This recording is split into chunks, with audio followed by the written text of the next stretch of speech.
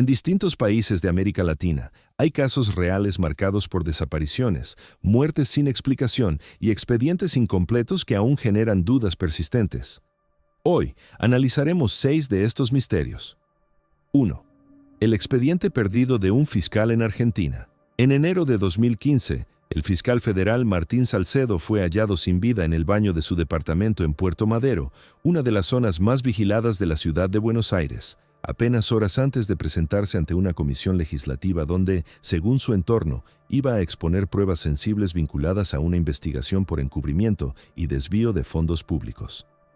Salcedo, de 52 años, llevaba más de una década trabajando en causas complejas relacionadas con corrupción administrativa y contratos estatales, y en los meses previos había intensificado su actividad, solicitando información bancaria, registros migratorios y comunicaciones oficiales de varios funcionarios.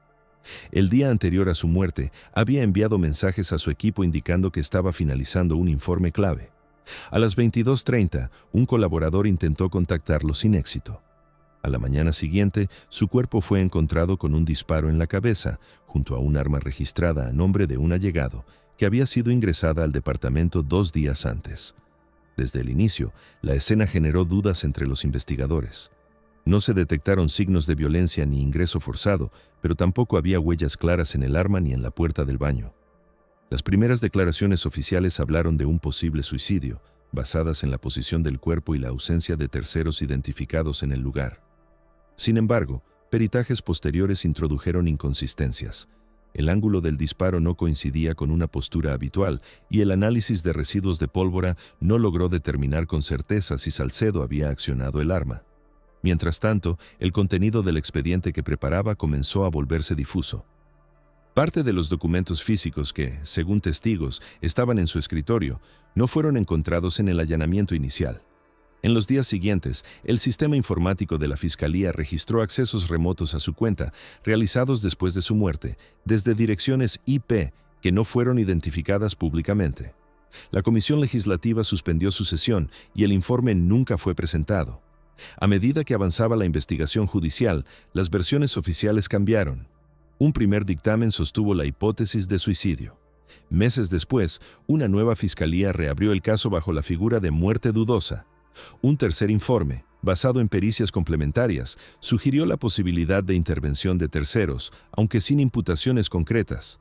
En paralelo, se filtraron fragmentos del expediente incompleto que mencionaban transferencias de dinero a cuentas en el exterior, contratos adjudicados sin licitación y reuniones no registradas entre funcionarios y empresarios. Ninguno de esos elementos fue confirmado oficialmente en su totalidad. El departamento de Salcedo también fue objeto de controversia. Las cámaras de seguridad del edificio mostraban entradas y salidas de personas en días previos, pero algunas grabaciones correspondientes a la noche de su muerte presentaban cortes de varios minutos. La empresa encargada del sistema explicó que se trató de una falla técnica, pero no se pudo recuperar el material. Además, el registro de accesos con tarjeta magnética indicaba una única entrada correspondiente al fiscal, aunque empleados del edificio declararon haber visto a una segunda persona esa misma noche. La identidad de ese posible visitante nunca fue establecida. El arma utilizada en el hecho fue otro punto crítico. Pertenecía a un colaborador cercano, quien declaró haberla prestado a pedido del propio Salcedo por motivos de seguridad, una versión que no pudo ser corroborada con mensajes o registros previos. El análisis balístico confirmó que el disparo provenía de esa pistola, pero no aportó información concluyente sobre quién la accionó. En cuanto a la autopsia, los resultados iniciales fueron cuestionados por expertos independientes, quienes señalaron omisiones en la recolección de muestras y en la documentación fotográfica de la escena. A pesar de nuevas pericias, las conclusiones siguieron siendo contradictorias. Con el paso de los años, el expediente judicial acumuló miles de fojas, con testimonios, informes técnicos y reconstrucciones que no lograron establecer una secuencia definitiva de los hechos. Algunos testigos clave modificaron sus declaraciones, otros se negaron a declarar nuevamente y varios documentos permanecieron bajo reserva. La familia del fiscal insistió en la necesidad de una investigación independiente, mientras que sectores políticos utilizaron el caso en distintos contextos, reforzando la polarización en torno a su muerte. A nivel institucional, la causa fue transferida entre distintos juzgados y fiscales, lo que generó demoras y revisiones constantes. En 2020, una resolución judicial volvió a cambiar la calificación del hecho, pero sin cerrar ninguna de las hipótesis abiertas. Hasta hoy, no existe una versión única y definitiva sobre lo ocurrido en ese departamento. El informe que Salcedo iba a presentar nunca apareció completo, y los fragmentos conocidos no permiten reconstruir con precisión el alcance de su investigación. Las inconsistencias en la escena, las variaciones en los peritajes y la desaparición de documentos clave mantienen el caso en una zona de incertidumbre. A más de una década de su muerte, el expediente sigue abierto, sin responsables identificados ni conclusiones firmes sobre las circunstancias que rodearon sus últimas horas. 2. La desaparición de un vuelo militar en Perú. El 17 de agosto de 1997, una aeronave de entrenamiento de la Fuerza Aérea del Perú, identificada como un KT-1P con matrícula FAP-412, despegó a las 14:12 horas desde la base aérea Las Palmas, en Lima, con destino a la ciudad de Pisco, en un trayecto considerado rutinario y de corta duración. A bordo se encontraban el comandante Julio Navarro Rivas, instructor con más de 2.000 horas de vuelo, y el alférez Luis Cárdenas Mejía, quien realizaba una práctica de navegación instrumental bajo supervisión directa. Las condiciones meteorológicas eran estables, con visibilidad adecuada y sin reportes de turbulencia significativa en la ruta. Según el plan de vuelo registrado, la aeronave debía seguir una trayectoria costera hacia el sur, manteniéndose en contacto permanente con los centros de control aéreo de Lima y Pisco. A las 14:23, 11 minutos después del despegue, el piloto reportó su última comunicación, indicando que se encontraba a una altitud de 5.000 pies y sin novedades técnicas. No se emitió ninguna señal de emergencia posterior. A las 14:41, cuando se esperaba su ingreso al espacio aéreo de Pisco, la torre de control intentó establecer contacto sin obtener respuesta. A las 15:05, la aeronave fue oficialmente declarada como desaparecida. El protocolo de búsqueda y rescate se activó de inmediato, movilizando helicópteros, unidades navales y personal terrestre a lo largo de la ruta estimada.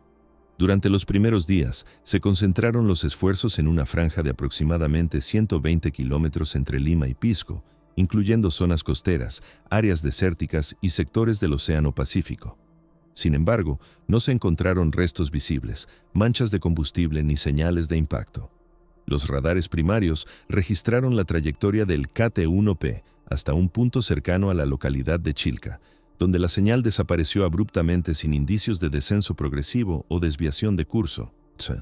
Este comportamiento fue considerado inusual por los técnicos, ya que incluso en casos de falla total, suele registrarse una alteración en la altitud o en la velocidad antes de la pérdida de contacto. El análisis de las grabaciones de radio confirmó que la última comunicación del comandante Navarro no contenía señales de estrés ni reportes de emergencia. En paralelo, se revisaron los antecedentes de mantenimiento de la aeronave, que había pasado una inspección técnica completa apenas 3 semanas antes del vuelo, sin observaciones críticas. Los registros de combustible indicaban autonomía suficiente para completar la ruta con margen adicional. A pesar de estos datos, surgieron versiones contradictorias dentro de la propia institución.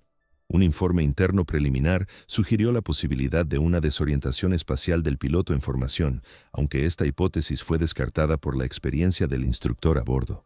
Otro documento mencionó la posibilidad de una falla estructural súbita, pero no se presentaron evidencias materiales que la respaldaran.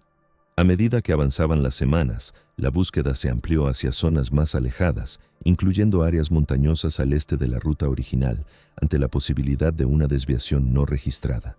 Equipos especializados recorrieron quebradas, acantilados y sectores de difícil acceso, sin resultados concluyentes. En septiembre de ese mismo año, un pescador de la región de Ica declaró haber visto una columna de humo en el mar el día de la desaparición, a una distancia considerable de la costa. Esta información motivó una nueva fase de búsqueda marítima, con apoyo de sonar y buzos, pero no se encontraron restos confirmados de la aeronave. La falta de evidencia física comenzó a generar inquietud entre los familiares de los tripulantes, quienes solicitaron acceso a los informes técnicos y a las grabaciones completas de radar. Algunas de estas solicitudes fueron respondidas parcialmente, mientras que otras quedaron sin respuesta formal. En 1998, un comité de investigación emitió un informe final que concluyó que la causa de la desaparición no podía ser determinada con la información disponible. El documento reconocía la ausencia de señales de emergencia, la pérdida abrupta de radar y la inexistencia de restos como factores que impedían una reconstrucción precisa del Gat-Na'a. Sin embargo, este informe fue cuestionado por especialistas independientes, quienes señalaron inconsistencias en la interpretación de los datos de radar y en la delimitación de las zonas de búsqueda iniciales. Años después, en 2003, un ex técnico de la Fuerza Aérea declaró en un medio local que parte de la información original del vuelo había sido clasificada por razones de seguridad, incluyendo registros secundarios de radar y comunicaciones internas. Esta afirmación no fue confirmada oficialmente, pero reactivó el interés en el caso. En 2010, una organización civil logró acceder a documentos desclasificados que incluían mapas de búsqueda y reportes de avistamientos no verificados. Entre ellos, se mencionaba un posible impacto en una zona desértica al sur de Cañete, basada en una señal térmica detectada por un satélite extranjero el mismo día del incidente. Esta información no había sido incluida en el informe final de 1998. A pesar de nuevas expediciones en esa área, no se hallaron restos que pudieran ser asociados con la aeronave. El caso del vuelo FAB 412 permanece abierto en registros no oficiales, sin una causa determinada ni ubicación confirmada del fuselaje. Las familias de Navarro y Cárdenas continúan solicitando una reapertura formal de la investigación, argumentando que la ausencia total de evidencia física en una ruta tan monitoreada resulta difícil de explicar. La combinación de una desaparición sin señal de emergencia, la pérdida súbita de radar y la falta de restos tras años de búsqueda ha mantenido el caso como uno de los más desconcertantes dentro de la aviación militar peruana. Hasta la fecha, no existe un consenso sobre lo ocurrido durante esos minutos entre la última comunicación y la desaparición completa de la aeronave. 3. El pueblo evacuado en Guatemala sin explicación oficial.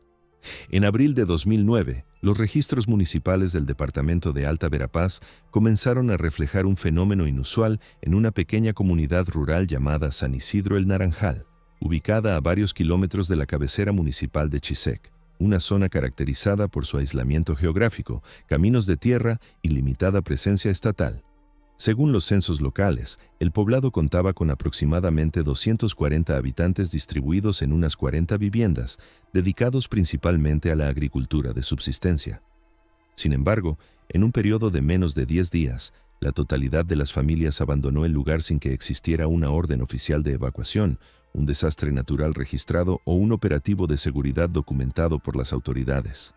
Los primeros indicios de que algo anómalo estaba ocurriendo surgieron cuando maestros asignados a la escuela primaria del lugar reportaron la ausencia total de estudiantes al reiniciar actividades tras un fin de semana.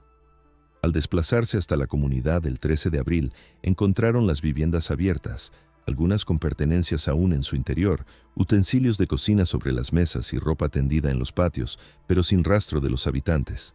No había señales de violencia, saqueo ni incendio. Tampoco se encontraron animales muertos ni estructuras dañadas.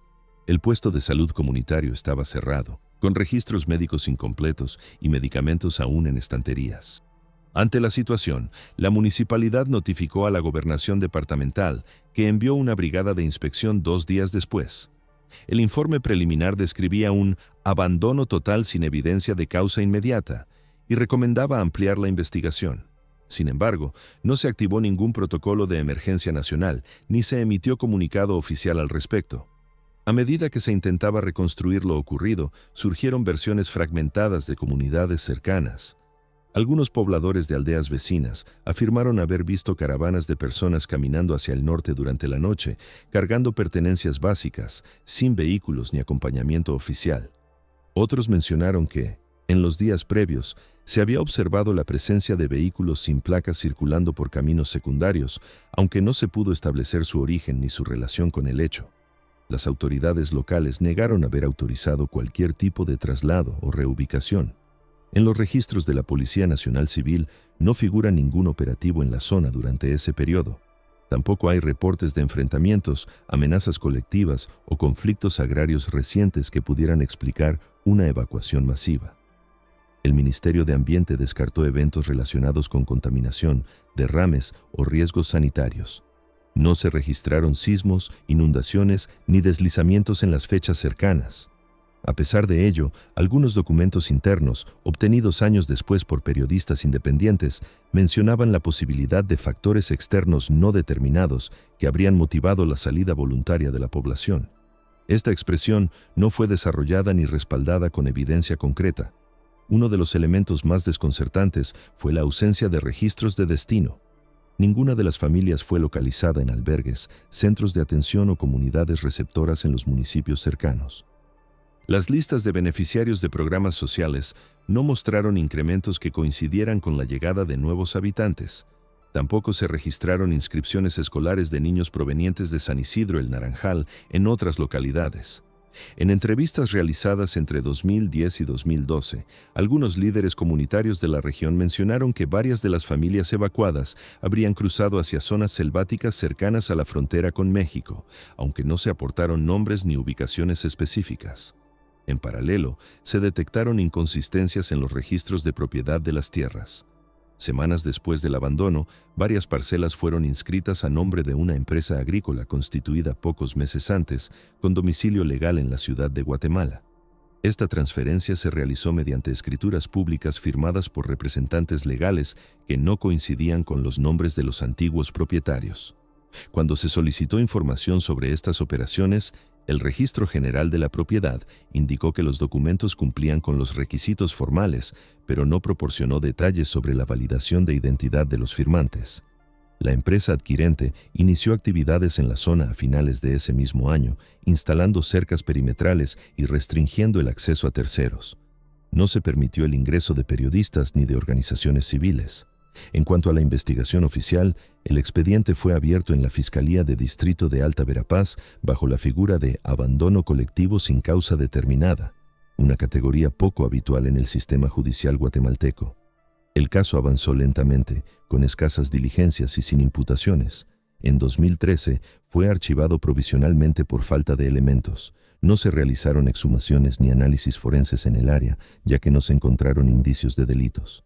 Tampoco se activaron mecanismos de búsqueda de personas desaparecidas, al no existir denuncias formales individuales. Este punto fue especialmente cuestionado por organizaciones de derechos humanos, que señalaron la dificultad de presentar denuncias en comunidades con bajo acceso a servicios legales y escasa documentación personal. A nivel nacional, el caso recibió poca cobertura mediática en su momento y fue mencionado brevemente en informes sobre desplazamiento interno, sin profundizar en sus particularidades. No se integró a estadísticas oficiales de migración ni a registros de emergencias. En años posteriores, investigadores independientes intentaron reconstruir la cronología de los hechos mediante entrevistas y revisión de documentos, pero encontraron obstáculos en el acceso a archivos y en la falta de testigos directos. Algunos habitantes de comunidades cercanas evitaron hablar del tema, mientras que otros ofrecieron versiones contradictorias sobre los días previos a la evacuación. Se mencionaron reuniones comunitarias, visitas de personas externas y advertencias no especificadas, pero sin coincidencia en fechas ni contenidos.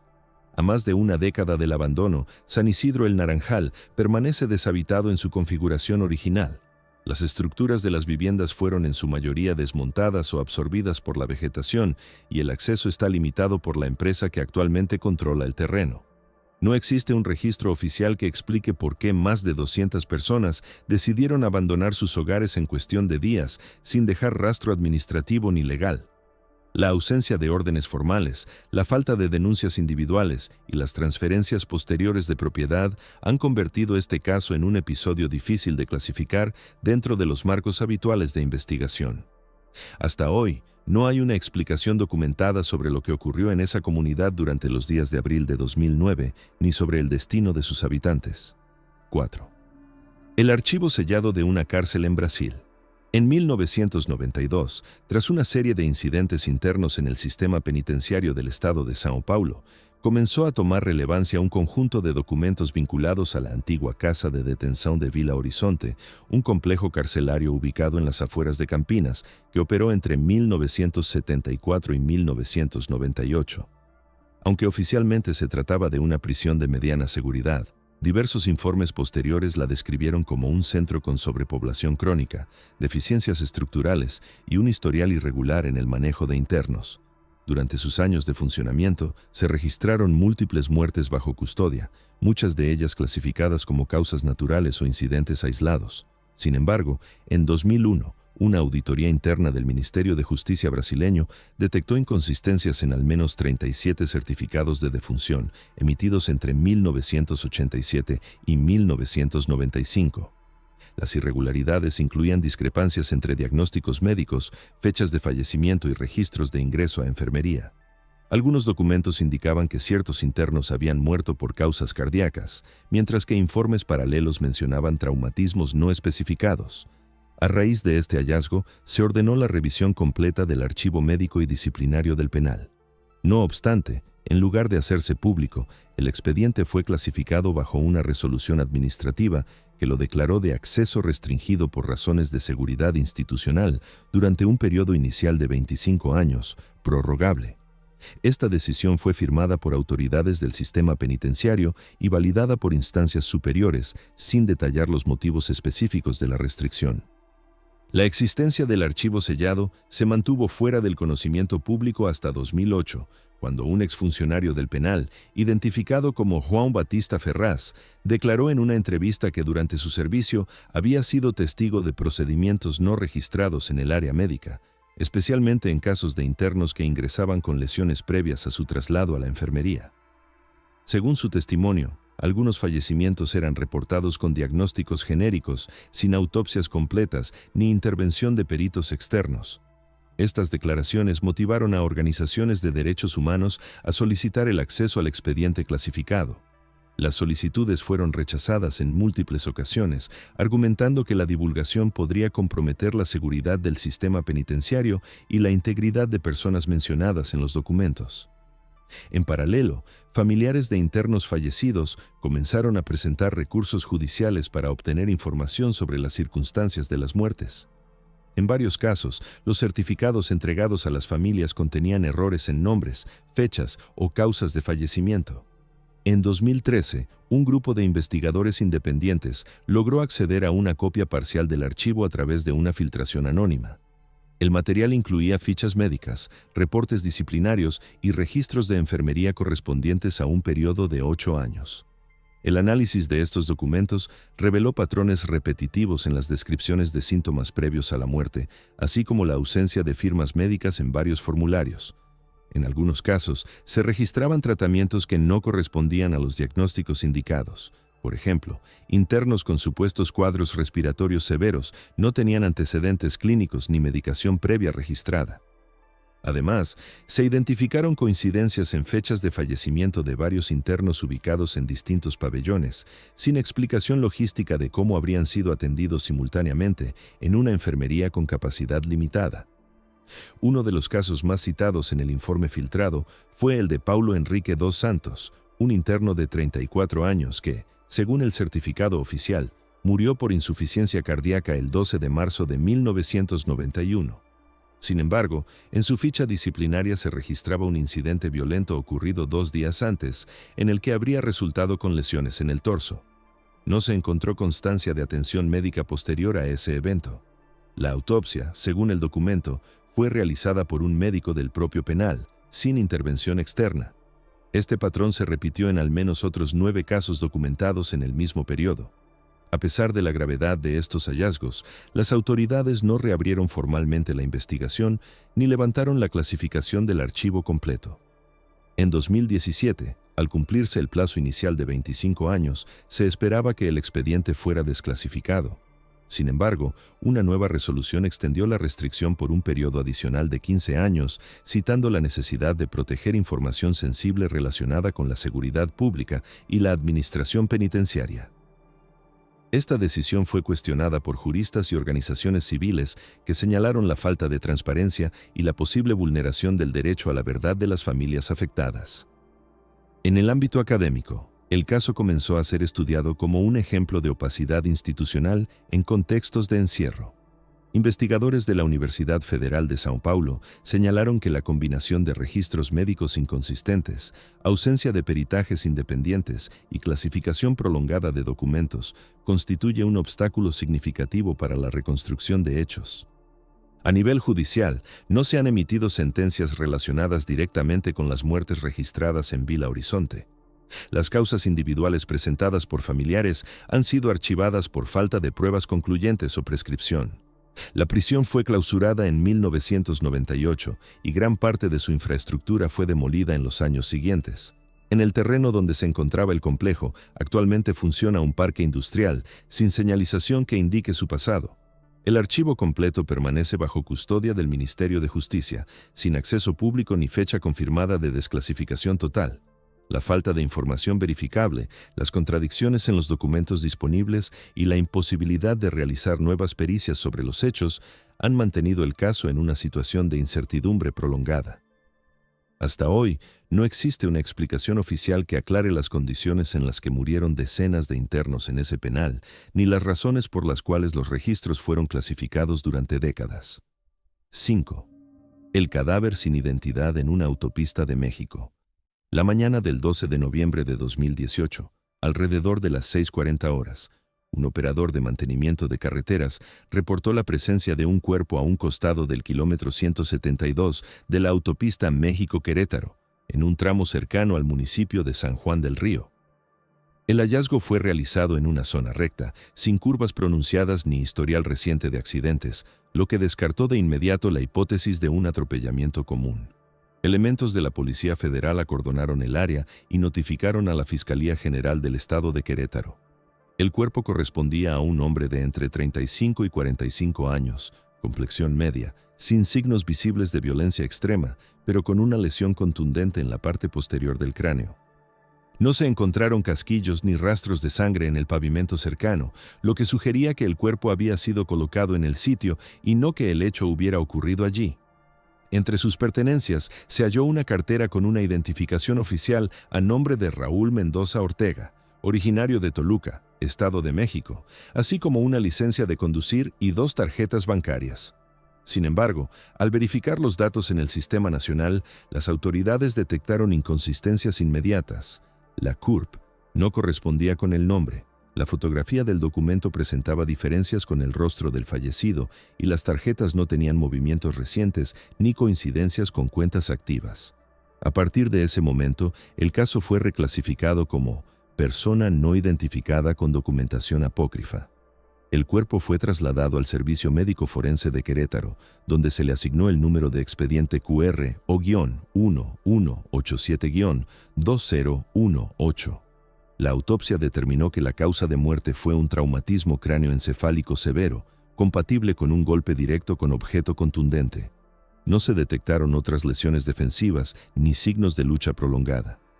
El análisis toxicológico resultó negativo para alcohol y sustancias comunes. Las huellas dactilares fueron ingresadas en las bases de datos nacionales sin coincidencias. También se realizaron comparaciones con registros migratorios, bases de personas desaparecidas y archivos penitenciarios sin resultados positivos.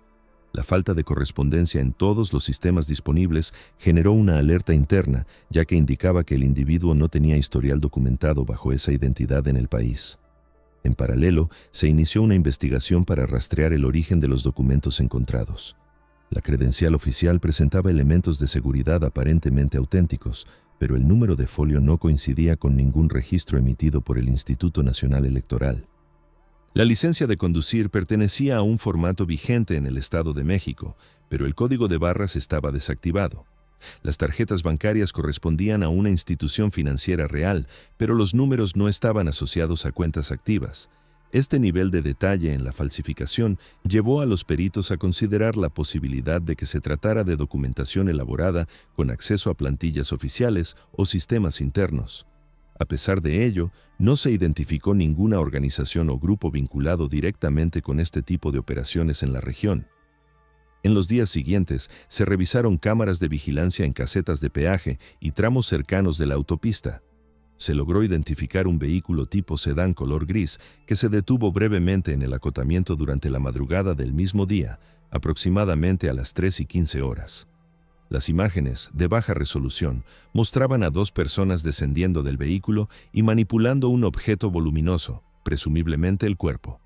No fue posible identificar las placas ni los rostros de los individuos. El vehículo no volvió a ser detectado en otros puntos de monitoreo.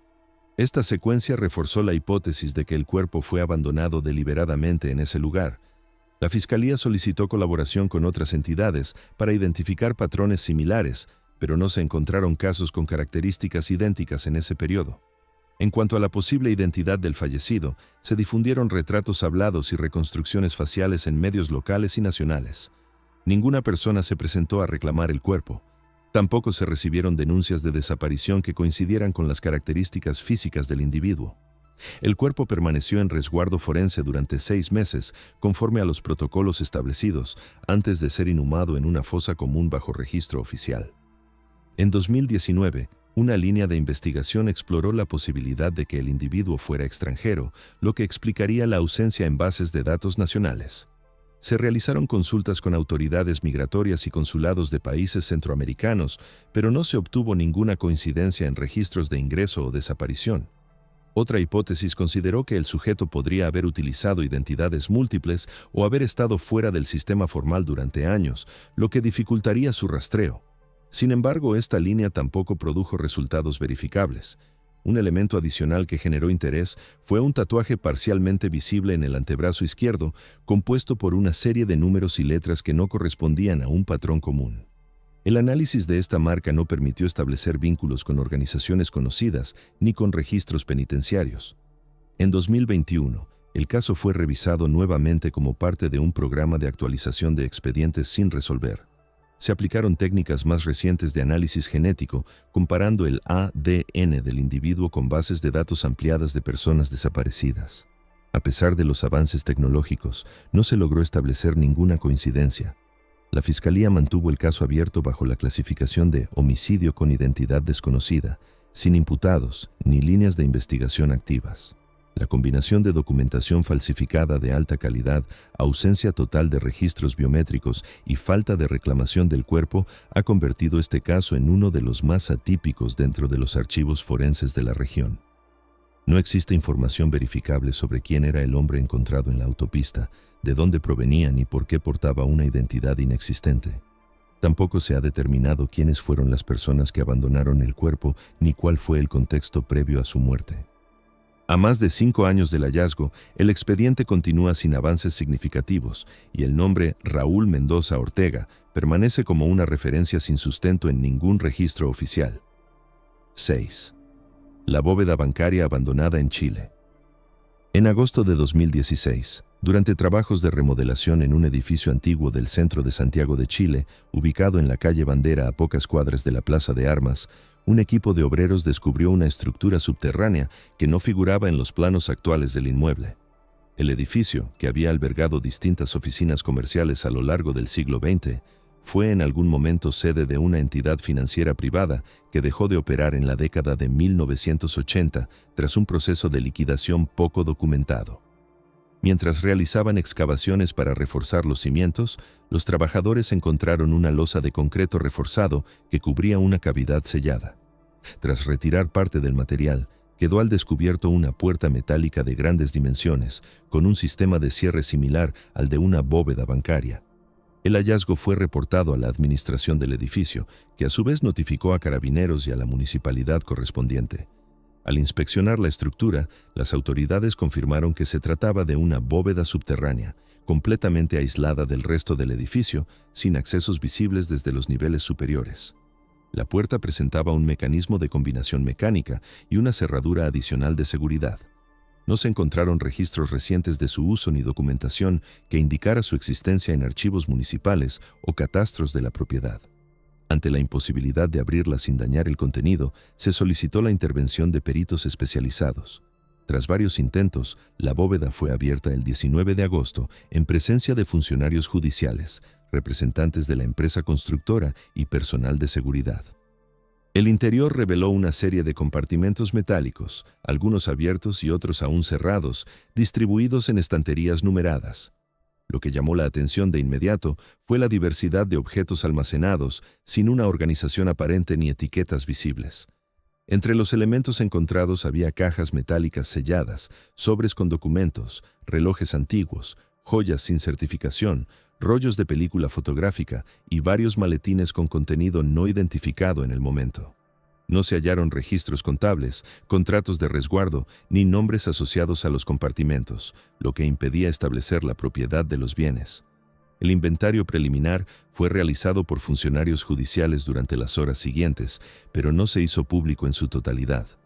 Algunos medios locales accedieron a fragmentos del listado que mencionaban la presencia de monedas extranjeras, documentos mecanografiados sin membrete oficial y una serie de fotografías en blanco y negro que mostraban reuniones entre personas no identificadas en interiores que no pudieron ser ubicados. También se reportó la existencia de al menos 3 cajas que contenían documentos con sellos institucionales de organismos que no correspondían a entidades chilenas, lo que generó dudas sobre el origen del material. A pesar de la magnitud del hallazgo, la institución financiera que había ocupado el edificio décadas atrás negó tener conocimiento de la bóveda. En un comunicado emitido días después, indicó que no existen registros en nuestros archivos históricos que den cuenta de la existencia de instalaciones subterráneas de ese tipo en la propiedad mencionada. Esta declaración fue contradicha por antiguos empleados entrevistados por la prensa, quienes afirmaron recordar la existencia de áreas restringidas en los niveles inferiores del edificio, aunque ninguno pudo confirmar haber ingresado a una bóveda como la descubierta. Uno de ellos, identificado como Ricardo Fuentes, ex administrativo entre 1978 y 1983, declaró que había sectores a los que solo accedían ciertos ejecutivos y nunca se nos explicó qué se guardaba allí. En paralelo, el Servicio de Impuestos Internos y la Superintendencia de Bancos iniciaron una revisión de los antecedentes de la entidad desaparecida, sin encontrar registros de activos no declarados ni de servicios de custodia que justificaran la existencia de una bóveda de esas características. La falta de documentación formal sobre los objetos encontrados generó un problema legal sobre su destino. Al no poder establecer propiedad, los bienes quedaron bajo custodia judicial mientras se evaluaban posibles reclamaciones. Sin embargo, ninguna persona o institución presentó pruebas suficientes para acreditar derechos sobre los contenidos. A medida que avanzaba la investigación, surgieron inconsistencias en la cadena de custodia. Algunos objetos mencionados en el inventario inicial no aparecían en los registros posteriores, y ciertos compartimentos que habían sido fotografiados abiertos fueron reportados como cerrados en informes subsecuentes. Estas discrepancias fueron atribuidas a errores administrativos, pero no se realizó una auditoría independiente para aclararlas. En 2018, un reportaje de investigación reveló que parte del material encontrado, en particular los documentos mecanografiados, había sido clasificado por el Ministerio del Interior bajo la categoría de información sensible, sin detallar su contenido. Esta decisión limitó el acceso incluso a fiscales que no formaban parte del equipo original asignado al caso. El reportaje también mencionaba la posible relación de algunos documentos con operaciones financieras realizadas durante el periodo de intervención estatal en la banca chilena en los años 80, aunque esta conexión no fue confirmada oficialmente. Otro elemento que generó interés fue la presencia de rollos de película fotográfica que, tras ser revelados parcialmente, mostraban imágenes de interiores de oficinas con mobiliario que no correspondía al diseño del edificio donde se encontró la bóveda. Las fotografías no incluían fechas ni identificaciones visibles y su origen no pudo ser determinado. El análisis de los relojes y joyas tampoco permitió establecer una procedencia clara, ya que no contaban con certificados ni marcas de registro. En cuanto a los maletines, algunos contenían documentos en distintos idiomas, incluyendo inglés y alemán, con referencias a transacciones y nombres que no coincidían con registros comerciales en Chile. A pesar de estos hallazgos, la investigación no avanzó hacia la identificación de responsables ni hacia una explicación coherente sobre el uso de la bóveda. En 2020, el caso fue archivado provisionalmente por el Ministerio Público, argumentando la falta de antecedentes que permitieran configurar un delito específico. Los objetos permanecen en depósitos estatales, sin acceso público ni resolución definitiva sobre su propiedad. El edificio fue finalmente remodelado y reabierto como espacio comercial, sin señalización que indique lo ocurrido en su subsuelo. Hasta hoy, no existe una versión oficial que explique por qué una bóveda de esas características fue construida sin registro, quién la utilizó, ni por qué su existencia fue negada por la institución que ocupó el inmueble durante años. La ausencia de documentación, las inconsistencias en los inventarios y la clasificación parcial de los materiales encontrados han dejado el caso en una zona de incertidumbre que no ha sido resuelta. Gracias por acompañar este recorrido entre silencios y huellas incompletas. Si este video dejó algo en tu memoria, puedes apoyarlo con un like y escribir qué historia te impactó más, desde qué ciudad y país lo ves. Leo cada mensaje buscando esas voces lejanas.